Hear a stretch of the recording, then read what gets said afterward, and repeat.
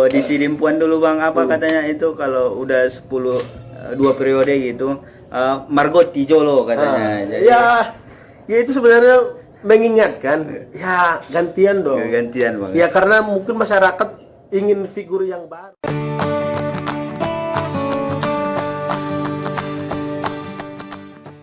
Halo kawan Bang Ismar, kembali lagi di Obras TV Channel, obrolan bebas with Bang Ismar. Obrolan paling bebas, paling santuy. Banyak kekuasaan yang diwariskan turun-temurun, mulai dari anak ke ayah atau dari suami ke istri. Oke, terima kasih buat kawan Bang Ismar yang sudah nongkrong di channel ini. Buat kawan Bang Ismar yang baru nemu channel ini, langsung saja di subscribe agar channel ini berkembang dan terus memberikan informasi paling bebas. Dan siapkan kopi agar kita ngobrol bebas di channel ini. Mantap. Apa kabar Bang Ruslan? Halo, alhamdulillah sehat. Oh, Bang sudah. Ismar, apa kabar? Alhamdulillah. Ya, Bang, sudah lama tak berjumpa Bang. Iya, kita udah kangen nih di tengah corona ini. Iya. Memang agak jarang keluar, tapi di new normal ini kita sudah bisa bertatap muka kembali. Iya Bang. Bang, perkenalan dulu dong Bang, profil Abang di Obras TV Channel. Oke, terima kasih. Saya sungguh terharu dan bangga ikut diajak di Obras TV Channel ini. Saya sebenarnya diundang mendadak ini, tapi karena saya yang ngajak kita nggak bisa menolak. Jadi saya sebenarnya udah dikasih bocoran, tapi pertanyaan detail belum ada. Ya.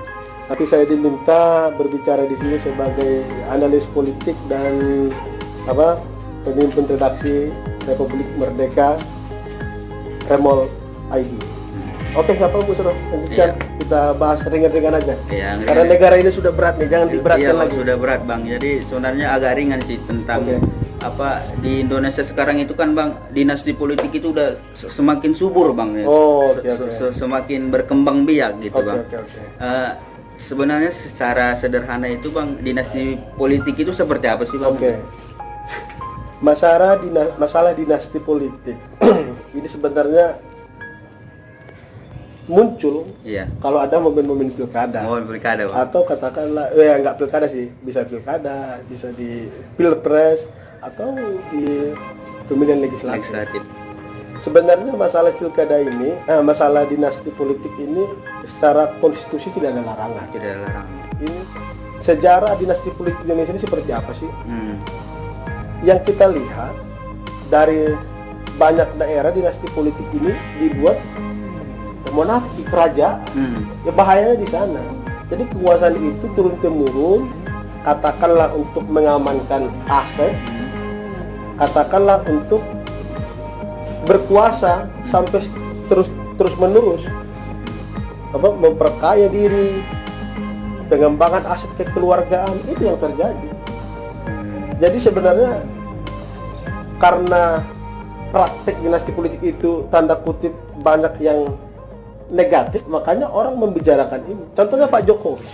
Pak Jokowi di awal-awal mengatakan tidak akan merekrut keluarganya di politik. Nyatanya, kalaupun belum calon ini, nyatanya kan sudah bisa kita lihat betapa ngototnya seorang Gibran di Pilkada Solo dan anaknya Gibran di Pilkada Solo dan menantunya Bobi Afif Nasution di Kota Medan. Kalaupun secara tidak langsung Pak Jokowi ngomong, tapi kan itu pasti ada tanda kutip restu. Mereka nggak mungkin maju. Ya, ini semakin seksi, semakin menarik diperhatikan karena ini langsung dilakukan oleh kepala negara, kepala pemerintahan. Tapi itu lagi tadi yang saya sampaikan, nggak ada masalah secara konstitusi. Permasalahannya mereka bisa menjual diri nggak, pantas nggak, berprestasi nggak, punya kapasitas nggak untuk itu. Lebih ke sana. Sembari masyarakat melihat tadi sejarah yang sudah dinasti politik Indonesia, ya di Banten paling banyak kan. Di Banten. Betapa kalau dinasti politik ini sudah mengakar, yang dirugikan bukan elit politik di sampingnya atau elit politik yang lain, yang dirugikan masyarakat. Karena dominan mereka akan memperkaya diri dan sumber daya daerah, sumber daya alam di daerah itu mereka kuasai. Itu yang tidak diinginkan. Sebenarnya lebih ke adab sih, lebih ke etika sebenarnya. Jadi sah, tapi lu berprestasi enggak? Lagi-lagi isu ini harus kita munculkan ke publik terus, Tapi dinasti politik ini juga kan Bang apa namanya berimbas kepada partai politik. Jadi maksudnya kan dengan adanya dinasti politik ini, jadi partai-partai politik itu sebenarnya ya terbilang lah berarti kaderisasinya tidak jalan. Kader yang berprestasi mungkin memiliki kapasitas dengan adanya mungkin dia ayahnya ketua partai mengutamakan anaknya. Itu gimana Bang ini soal partai politik? Pertanyaan Bung Ismar tadi bisa saya analogikan di Pilkada Solo Bang. karena di sana DPC PDI itu sudah mendukung kader terbaiknya menurut mereka. Iya. Tapi nyata-nyata belum direkomendasikan sama DPP. Akhirnya sekarang kelihatannya sih PDIP di Solo akan dukung Gibran. Ya. Jadi sebenarnya itulah tadi. Itu benar Bung Ismar bahwa dinasti politik ini akan merecoki, akan membuat kabut bagaimana kaderisasi, bagaimana generasi di kepartaian. Karena dinasti politik itu akan memotong itu. Jadi yang kita khawatirkan nanti ya orang-orang yang kader yang sudah dari bawah, yang sudah mengasah pemikiran, mengasah kepemimpinan tidak laku, tidak bisa dicalonkan karena kengototan dari dinasti politik ini. Karena kan mereka sudah punya punya industri keuangan, ya punya perusahaan yang banyak, mereka bisa beli. Jadi dinasti politik ini sebenarnya masih bersangkut pautan dengan money politik.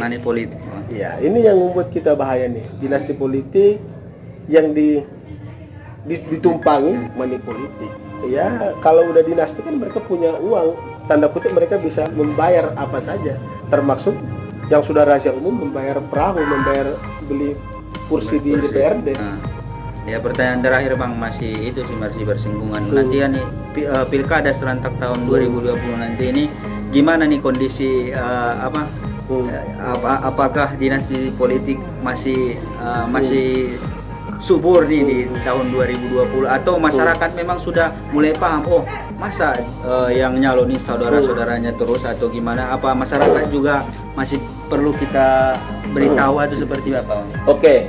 Untuk dinasti politik di Pilkada 9 Desember 2020 ini masih banyak catatan-catatan itu kita lihat di pemberitaan. Banyak calon kepala daerah yang sekarang itu adalah masih berkaitan dengan kepala daerah sekarang menjabat, artinya masih dinasti politik. Kembali lagi yang saya sampaikan tadi, ini bahasa ringannya ya. Kalau misalnya berprestasi nggak ada masalah, tapi kalau berprestasinya misalnya lawannya 8, dinasti politik ini 8, ya pilihlah yang tidak dinasti politik. Iya. Bisa sebenarnya. Gitu Bang. Oke Bang, kita sudah sampai di penghujung obras nih. Statement terakhir dari Bang Ruslan dulu sebagai pengamat politik dan pimpinan di rmoil.id. Oke, Bung Ismar. Tidak terasa walaupun di menjelang menit-menit terakhir perbincangan kita ini, yang ingin saya sampaikan ya kalau bisa udahlah kasih ke yang lain lah. Kan Anda sudah dikasih undang-undang 5 tahun, bisa diperpanjang 5 tahun lagi, udah 10 tahun ya ganti lain lah. Udah cukup lo urus keluarga lah, kan udah jenuh juga tuh di politik. Ya udah ngomong cucu, ngomong anak.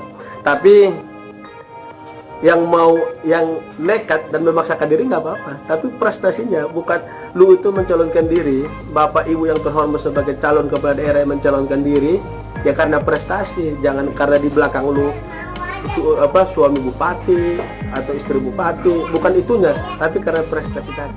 Kalau di Sidimpuan dulu Bang, katanya itu kalau udah 2 periode gitu, Margot Tijolo katanya. Ya itu sebenarnya mengingatkan ya gantian dong. Gantian Bang. Ya karena mungkin masyarakat ingin figur yang baru, ingin suasana baru.